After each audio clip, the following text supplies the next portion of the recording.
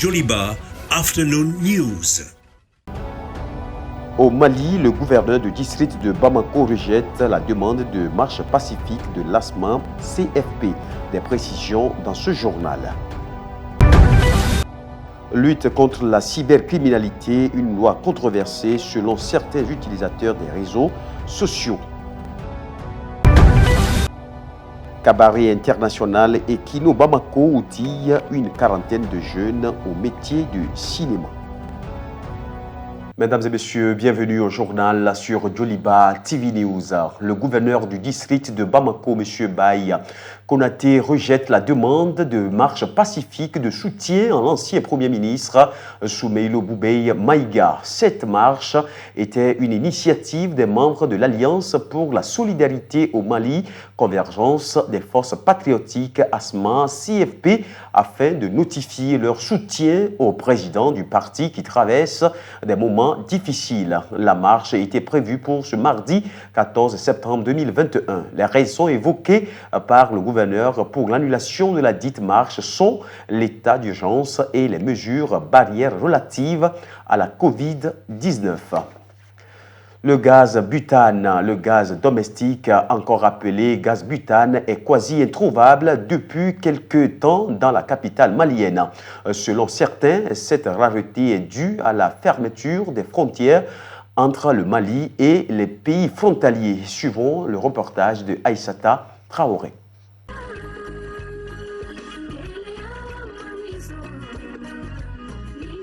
Trouver du gaz butane à Bamako relève d'un parcours du combattant. Encore que si on le trouve, la facture est salée. Habituellement vendue à 3 000 francs CFA, la bouteille de 6 kg se change actuellement à 3 500 francs CFA, voire 4 000 francs ou même 5 000 francs par endroit. En effet, depuis quelques mois, on assiste à une pénurie de gaz domestique. Les fournisseurs ont arrêté la livraison au point de vente à cause de la flambée des prix. La responsable commerciale de Kamagaz attribue cette rupture à la fermeture des frontières. Et quant à l'augmentation des prix du gaz, notre interlocutrice indique que sa société a laissé ses prix intacts. C'est qu'on peut dire. Pénurie du gaz, c'est dû au problème qui a eu lieu à Dakar. Là, les frontières étaient fermées. Mais par rapport à l'augmentation de prix, si tu pars chez nous à l'usine, on te donne le gaz à 2350 francs, les grossistes. Les prix n'ont pas augmenté chez nous. Et ils savent aussi que l'État a toujours dit que les grossistes doivent vendre aux consommateurs directs à 2910 francs. Les consommateurs estiment que l'arrêt de l'approvisionnement de gaz sur le marché constitue un coup dur pour eux. Ils sont ainsi obligés de faire recours au charbon de bois. Soutien Sayon Sidibé. J'ai 2 bouteilles de gaz vides à la maison. Je n'ai pas pu les recharger à cause de la cherté des prix. On se tourne vers le charbon. Les revendeurs affirment totalement ignorer les raisons qui ont poussé leurs fournisseurs à stopper la livraison de gaz. Toutefois, ils avouent que le gaz butane est devenu cher. C'est difficile de trouver du gaz. Avant, les fournisseurs nous donnaient à 3 000 francs CFA. Maintenant, on achète à 3 300 francs CFA. Djibril Bakayoko est un revendeur de gaz en commune 3 du district de Bamako. Pour ce jeune commerçant, cette rupture en gaz est un manque à gagner et la flambée des prix au niveau des fournisseurs n'arrange rien à la situation. Il y a une rupture de liquide de gaz et une augmentation du prix du gaz qui a causé cette situation. C'est aujourd'hui que j'ai pu m'en procurer quelques gaz. Selon les statistiques, le Mali consomme en moyenne 6 millions de tonnes de bois chaque année. Avec les changements climatiques et le désert qui gagne du terrain, le gaz butane reste pour le moment la seule alternative pour faire bouillir les marmites. Cheikh Mohamed Chérif Koné, l'ancien premier avocat général de la Cour suprême, intente un recours en nullité contre l'abrogation du décret de sa nomination. Dans une lettre adressée au président de la transition, le magistrat trouve illégale la décision. Aruna Salia Koné pour le décryptage. Je ne serai associé à aucune entreprise tendant à faire de la Cour suprême, régulatrice du droit par vocation, un instrument de règlement des comptes, ou devant couvrir l'échec d'un gouvernement de transition en quête d'une sortie honorable. Persiste et signe le magistrat Cheikh Chérif Koné, après l'abrogation du décret de sa nomination à la Cour suprême. De prime abord, le magistrat affirme la légitimité de ses actes. Selon lui, lorsque l'institution judiciaire est menacée par le comportement des chefs, c'est le premier avocat général de s'y opposer, au besoin de dénoncer tout acte de forfaiture. Éphémère premier avocat général de la Cour suprême, l'homme s'est dressé publiquement contre la conduite des récentes affaires judiciaires qui défraient la chronique. Il avait porté plainte contre la Cour suprême dans le cadre de l'arrestation de Soumaïlou Boubèye Maïga et de Boiré Félix Sissoko dans les affaires dites de l'armement et de l'achat de l'avion présidentiel. Une prise de position qui lui a valu son poste. Le magistrat de classe exceptionnelle assure qu'il ne laissera pas un gouvernement de transition le vilipender à tort et à travers. Cette lutte contre la délinquance économique et financière déclenchée par les autorités de la transition est selon lui un moyen de divertir l'opinion publique et de couvrir l'échec du gouvernement. Ce limogeage est un excès de pouvoir selon lui, car ni le statut de la magistrature, ni les textes du bureau de la Cour suprême ne prévoient une telle façon de procéder. Ainsi, cette sortie est sans nul doute le début d'un feuilleton judiciaire, car dans sa lettre, Cheikh Chérif Kouné prend pour témoin la communauté internationale et décide d'intenter un recours en nullité contre ces décrets. S'il le faut, amener l'affaire devant des instances internationales. Il précise que sa démarche de recours n'est nullement pour son maintien à la Cour suprême, mais par respect à un principe, celui du respect de la loi. Les hommes passent, et l'histoire jugera chacun. C'est avec cette formule sentencieuse que le magistrat de classe exceptionnelle conclut sa lettre. Une jeune dame du nom de Maïmouna Goïta, condamnée à mort par la cour d'assises de Bamako vendredi 10 septembre 2021. Selon les informations résultant de l'arrêt de renvoi, Tianka Lamine Goïta, son époux, réside dans un hameau de culture avec ses deux épouses. Ce dernier s'est absenté le 2 juin 2016 pour se rendre à une cérémonie de mariage à Simona dans le cercle de Yorosso. Avant son retour, Maïmouna Goïta, la première épouse profitant du sommeil de sa coépouse Adiaratou Goïta, administra des coups à la nuque de cette dernière avant de traîner son corps avec une corde pour le jeter dans un puits abandonné, ainsi que des effets personnels pour faire croire à une hypothèse d'abandon de foyer conjugal. Elle est allée jeter le nourrisson d'Adiaratou du nom de Daouda Goïta, âgé à peine de 6 mois, dans le même puits avant de le refermer. Pour lutter contre les infractions commises sur la toile, le gouvernement du Mali a adopté en 2019 la loi numéro 2019-056 portant répression de la cybercriminalité. Cette loi censée réduire les dérives suscite de nos jours des controverses selon certains acteurs. El Hadji Malik Guitei. L'utilisation des réseaux sociaux au Mali a connu une progression très considérable ces dernières années. Selon un rapport digital publié en janvier 2021, il y a plus de 5 millions d'internautes au Mali, dont plus de 2 millions d'utilisateurs des médias sociaux. Ce boom d'utilisateurs des réseaux sociaux a contraint le législateur malien à renforcer son arsenal juridique en vue de mettre fin à la prolifération de publications diffamatoires, d'injures et d'atteintes à l'intimité des personnes. C'est en 2019 que le législateur malien, n'est-ce pas, a domicilié la directive qui date de 2011, la directive de la CEDEAO portant lutte contre la cybercriminalité dans le dit espace, c'est-à-dire l'espace CEDEAO. Sinon, avant cette loi, n'est-ce pas, il n'y avait pas d'autre loi qui réprimaient des comportements qui ne sont pas normaux et qui se commettaient sur le cyberespace. Cette loi, intitulée la loi numéro 19056 portant répression de la cybercriminalité, est composée de 88 articles, des chapitres allant des crimes et délits liés aux technologies de l'information et de la communication, des atteintes à l'intégrité des données d'un système d'information et des actes racistes, de menaces et d'injures par le biais d'un système d'information, une panoplie de dispositions pour mettre hors d'état de nuire les cyberdélinquants. Les infractions qui existaient avant la loi, il n'y avait pas de problème, mais quant aux infractions qui n'existaient pas, c'est là où il y avait le problème. Mais aujourd'hui, il n'y a plus de problème parce que celles qui existaient ont été, n'est-ce pas, en tout répétées dans la nouvelle loi, et celles qui n'existaient pas ont été prises en compte par la nouvelle loi. Donc aujourd'hui, on n'a aucune difficulté pour réprimer les infractions, les comportements déviants qui se commettent sur le cyberespace. Quant aux peines prévues par cette loi, elles vont de l'amende jusqu'à l'emprisonnement ferme. Donc on peut envoyer l'intéressé en prison. L'intéressé peut aussi être condamné à payer une amende. Ou, c'est-à-dire, on peut cumuler les deux. On peut condamner l'intéressé également à faire la prison et ensuite à payer l'amende.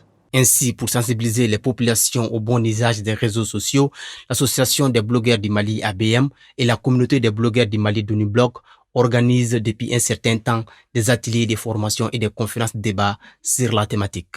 Comme on le dit, on est en quelque sorte comme des lanceurs d'alerte. Et vous avez vu, depuis l'application de cette loi dite de cybercriminalité, aucun membre, que ce soit de l'ABM, Association des blogueurs du Mali, ou de la communauté des blogueurs du Mali, d'Uniblog, n'est tombé sur le coup de cette loi-là. Toutefois, de nos jours, des voix s'élèvent contre cette loi que certains jugent trop répressive. Cette loi prévoit des peines très lourdes pour toute injure, toute diffamation. Elle ne privilégie pas la pédagogie alors que nous sommes dans un pays en apprentissage démocratique. Ainsi, les différentes associations des blogueurs du Mali se donnent actuellement comme mission la relecture de cette loi. On a même fois interpellé les différents gouvernements qui se sont succédés. C'est le ministre de la communication à l'époque, Yaya Sangaré, qui avait accepté de faire un atelier pour qu'on puisse relire la loi et mettre des dispositions qui prennent en compte tous les Maliens. Incomplète ou pas, en tout cas, certains experts appellent les utilisateurs à plus de responsabilités. Si j'insulte quelqu'un, j'engage le code de bonne conduite dans une société. Et tout ce que je vais dire dans l'espace public m'engage et que, comme on dit, il y a fait délit de renta à Bankwa. En attendant, la loi numéro 19056 continue de faire des victimes avec l'arrestation de plusieurs cyberdélinquants depuis un certain temps. Une situation qui doit inciter les utilisateurs maliens à plus de vigilance et de retenue. Les réseaux sociaux, oui, mais avec une bonne dose de responsabilité et d'intelligence. À présent, l'image du jour consacrée à la mosquée bleue d'Istanbul. La mosquée bleue, mosquée du Sultan Ahmed ou mosquée Sultan Ahmed est l'une des mosquées historiques d'Istanbul. Elle est notamment connue pour les céramiques à dominante bleue qui ornent les murs intérieurs et lui ont valu son nom en Europe. Elle fut construite entre 1609 et 1616 sous le règne de Sultan Ahmed Ier. Comme beaucoup d'autres mosquées, elle comporte également la tombe du fondateur, une médersa et un hospice. La mosquée Sultan Ahmed est devenue l'une des attractions touristiques les plus populaires d'Istanbul. Elle fut un point de départ de pèlerinage à la Mecque et a le privilège de comporter 6 minarets. La mosquée sacrée de la Mecque en comptait autant à l'époque, mais en a depuis reçu un 7e. Suivons l'actualité internationale à présent. En Tunisie, des centaines de citoyens forment une chaîne humaine sur 5 plages de la banlieue sud de Tunis pour protester contre la pollution de la mer. Le long de la bande côtière de la banlieue sud de Ezara, ils contestent contre le rejet des eaux polluées dans la mer. On a décidé de faire cette chaîne humaine pour dénoncer l'état dégradant de notre mer qui est maintenant polluée bactériologiquement et qui est devenue un danger pour la santé. Elle est polluée à cause du déversement des eaux usées qui sont déversées directement par l'ONAS et par les usines qui n'ont pas de station d'épuration. Par rapport aux normes internationales, il faut avoir un nombre de bactéries inférieur à 500 bactéries par 100 millilitres. Et là, on parle de 1800 bactéries par 100 millilitres. C'est une catastrophe écologique. Ils estiment que la mer est polluée à cause du déversement des eaux usées qui sont déversées directement par l'ONA et par les usines qui n'ont pas de station d'épuration. Je suis venue avec mes voisins pour contester contre ce que subit la mer. La mer est très sale. Il y a des coquillages et des poissons morts. Nous ne prenons pas soin de notre richesse environnementale. Nous devons montrer que nous ne sommes pas heureux de ce qui est en train de se passer. Le peuple tunisien semble ainsi mobilisé pour un changement de comportement immédiat.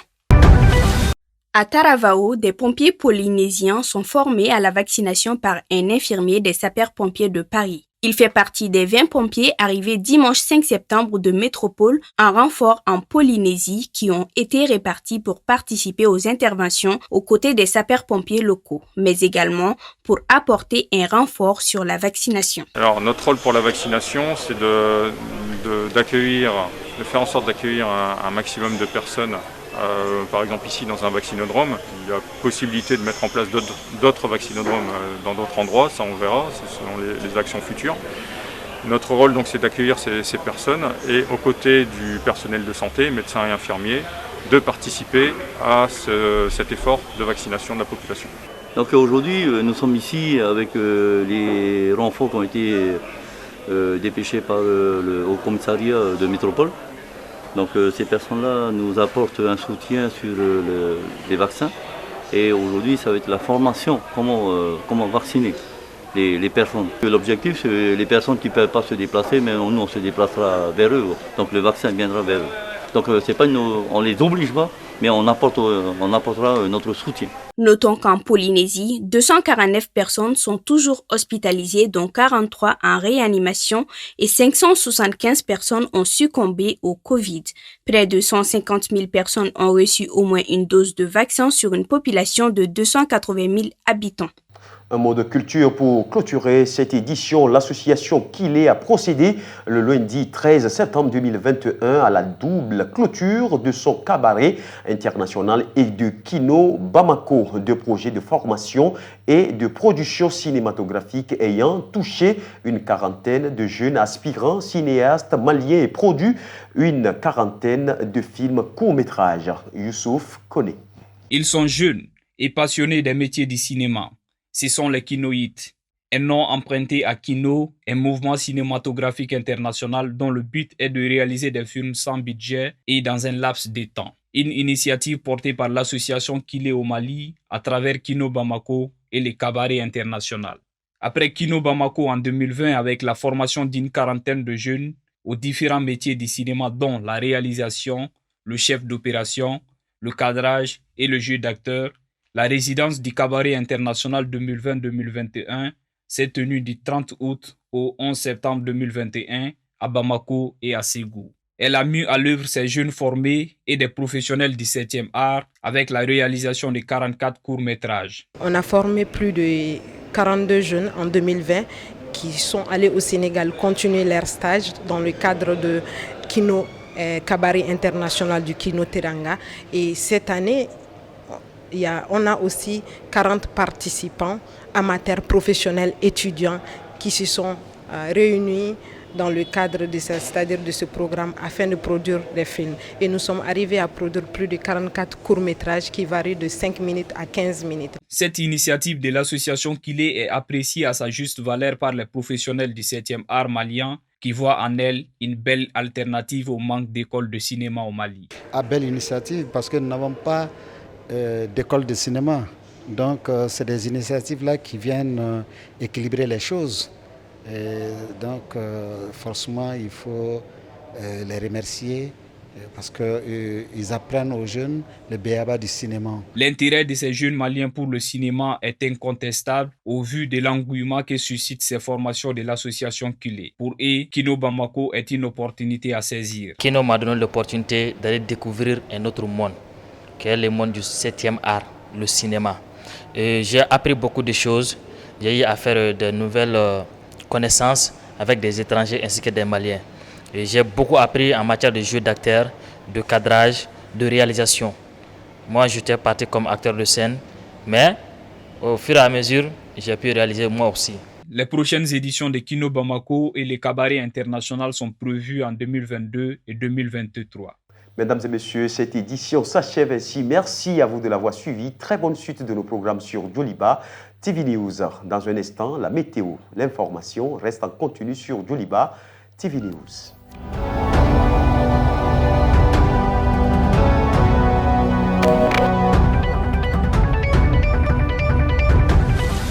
Joliba Afternoon News.